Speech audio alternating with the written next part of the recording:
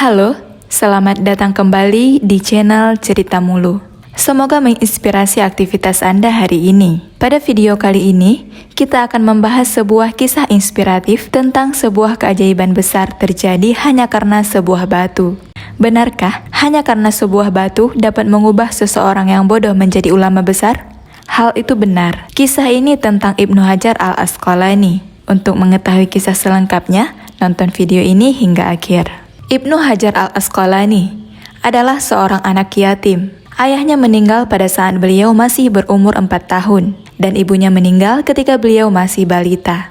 Di bawah asuhan kakak kandungnya, beliau tumbuh menjadi remaja yang rajin, pekerja keras, dan sangat berhati-hati dalam menjalani kehidupannya, serta memiliki kemandirian yang tinggi. Beliau dilahirkan pada tanggal 22 Sya'ban tahun 773 Hijriah, tepatnya di pinggiran Sungai Nil di Mesir.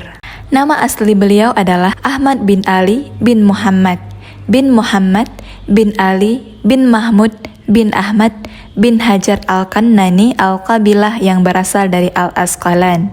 Namun ia lebih masyhur dengan julukan Ibnu Hajar al-Asqalani. Ibnu Hajar berarti anak batu, sementara Asqalani adalah nisbat kepada Asqalan, sebuah kota yang masuk dalam wilayah Palestina dekat Uzzah.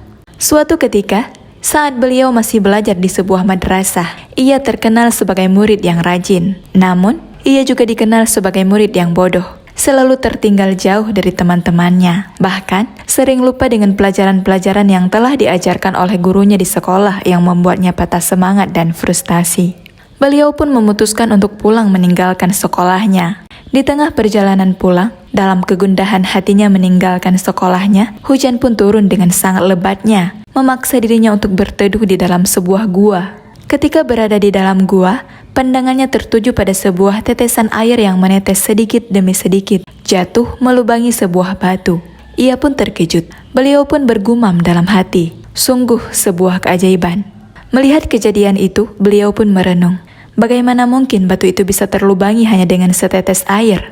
Ia terus mengamati tetesan air itu dan mengambil sebuah kesimpulan bahwa batu itu berlubang karena tetesan air yang terus-menerus. Dari peristiwa itu, seketika ia tersadar bahwa betapapun kerasnya sesuatu, jika ia diasah terus-menerus maka ia akan menjadi lunak. Batu yang keras saja bisa terlubangi oleh tetesan air, apalagi kepala saya yang tidak menyerupai kerasnya batu. Jadi, kepala saya pasti bisa menyerap segala pelajaran jika dibarengi dengan ketekunan, rajin, dan sabar. Sejak saat itu, semangatnya pun kembali tumbuh. Lalu, beliau kembali ke sekolahnya dan menemui gurunya, dan menceritakan peristiwa yang baru saja ia alami. Melihat semangat tinggi yang terpancar di jiwa beliau, gurunya pun berkenan menerimanya kembali untuk menjadi murid di sekolah itu. Sejak saat itu, perubahan pun terjadi dalam diri Ibnu Hajar. Beliau menjadi murid yang tercerdas dan melampaui teman-temannya yang telah menjadi para ulama besar.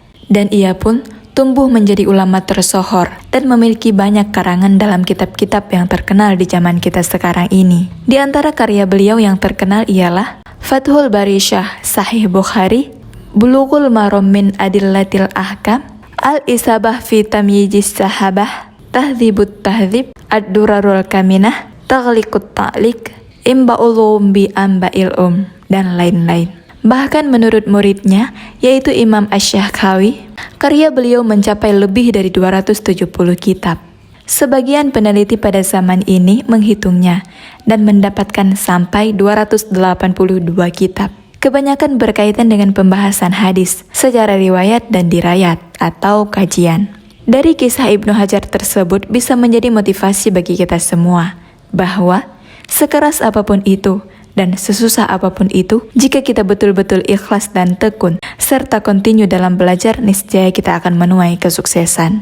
Jadi, jangan pernah menyerah atau putus asa, karena kegagalan itu adalah hal yang biasa. Tapi, jika Anda berhasil bangkit dari kegagalan, itu baru luar biasa. Demikian video kali ini, terima kasih sudah menonton. Semoga bermanfaat dan sampai jumpa.